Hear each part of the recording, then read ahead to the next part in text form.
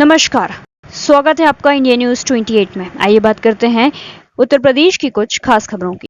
मथुरा में विश्व हिंदू परिषद की शौर्य यात्रा।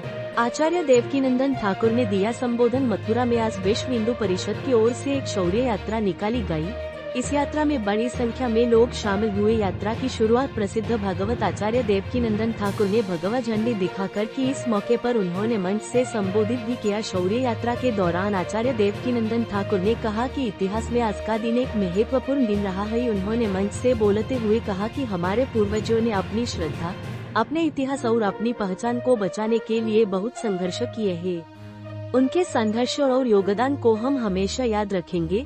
उन्होंने आगे कहा कि सिर्फ एक स्थान पाकर खुश हो जाना पर्याप्त नहीं है। हमारे पूर्वजों ने जो कुछ खोया है वह बहुत बड़ा है, इसलिए समाज को अपनी विरासत और अपनी परंपराओं को समझते हुए आगे बढ़ने की जरूरत है।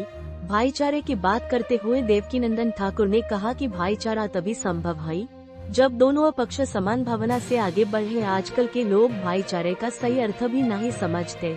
समाज में सम्मान और सौहार्द बनाना हम सबकी जिम्मेदारी है। उन्होंने अपने संबोधन में कुछ धार्मिक स्थलों का जिक्र करते हुए यह भी कहा कि किसी भी पवित्र छवि या धार्मिक प्रतीक का अनादर करना उचित नहीं है। ऐसी घटनाएं समाज को बांटती है और सांप्रदायिक तनाव बढ़ाती है। इस तरह मथुरा में शौर्य यात्रा शांतिपूर्ण माहौल में संपन्न हुई। विश्व हिंदू परिषद के पदाधिकारियों और बड़ी संख्या में श्रद्धालुओं ने इसमें हिस्सा लिया। प्रशासन पूरी यात्रा के दौरान मुस्तैद रहा। आइए जानते हैं देवकीनंदन ठाकुर प्रसिद्ध कथावाचक, अनिल कपरवान सीओ नगर और कन्हैया अग्रवाल महानगर अध्यक्ष विश्व हिंदू परिषद ने क्या कहा। मथुरा से संवाददाता वृजवीर सिंह जादौन की रिपोर्ट। शौर्य दिवस पर निकाली जा रही है यात्रा, क्या कहना चाहिए? ये एक परंपरागत यात्रा है जो बेहद कई वर्षों से निकलती आ रही है।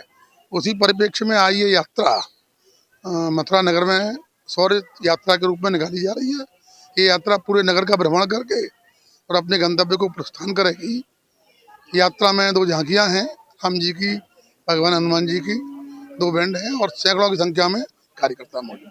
मुस्लिम समाज का कहना है कि हम इस दिन को भाईचारे के रूप में मनाते हैं, लेकिन हिंदू समाज के उनका भाईचारा हमको तो अभी तक कहीं दिखा नहीं है, लेकिन अगर वो भाईचारा बनाते हैं तो हम भी उनके भाईचारे के साथ में ही हैं, लेकिन हमें कहीं उनका भाईचारा दिखा नहीं, तो इसलिए हम उस पर कोई टिप्पणी करना भी नहीं चाहते। हम अपना कार्य कर रहे हैं, वो अपना कार्य कर रहे हैं।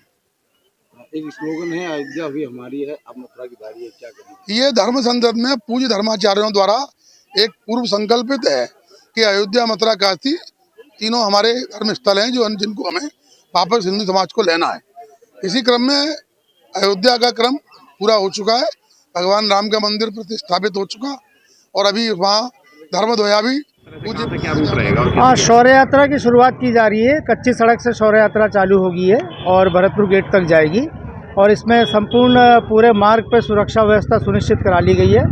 पीएसी का डिप्लॉयमेंट कर दिया गया है फोर्स का और ड्रोन से पूरी निगरानी की जा रही है, कहीं भी कोई किसी तरह की कोई अप्रिय घटना ना हो। और पूरी ड्रोन से और पीएसी प्लस समस्त थानों का फोर्स जनपद के यहाँ लगाया गया है और अच्छे से शौर्य यात्रा निकलवाई जाएगी। तो कुछ संवेदनशील स्थान भी यहाँ से यात्रा निकलेगी, उसको लेकर किस तरीके से निगरानी की जा रही है? संवेदनशील स्थान तो ऐसा कुछ नहीं है, मिश्रित आबादी है बीच में कुछ एरिया, मिश्रित आबादी से भी शौर्य निकलेगी और मिश्रित आबादी से सभी लोगों से बातचीत हुई है, सभी लोग बढ़िया से निकलवाएंगे, किसी को कोई दिक्कत नहीं है इसमें निकलवाने में। शौर्य यात्रा इसलिए है, 33 साल पहले जो बाहर से आया बाबर था, जिसने भारत पर ही नहीं भारत की आत्मा पर आक्रमण किया था, जिसने सनातनियों को शर्मसार करने का बहुत बड़ा षड्यंत्र बनाया था, उस ढांचे को गिराकर जो भारतीय परंपरा, भारतीय योद्धाओं ने जो शौर्य दिखाया था, ये उनके सम्मान के लिए आज का दिवस है।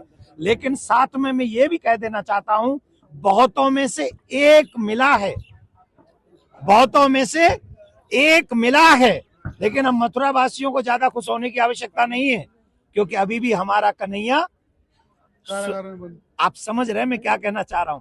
मेरे कन्हैया जब तक स्वतंत्र न हो जाए, मेरे कन्हैया का स्थान जब तक स्वतंत्र न हो जाए, तब तक किसी भी सच्चे सनातनी को अपने घर में शांति से बैठना नहीं चाहिए। जी, बाबरी की नींव रखने की बात हो रही है बंगाल में। बाबरी में देखिए, पहले तो ये समझिए कि बाबर की विचारधारा क्या थी।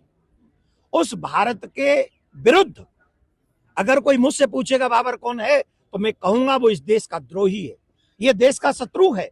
और जो देश के शत्रु से अपनी विचारधारा मिलाते हैं वो कौन हुए? वो कौन हुए? वो देशद्रोही हुए। तो जो लोग बाबर के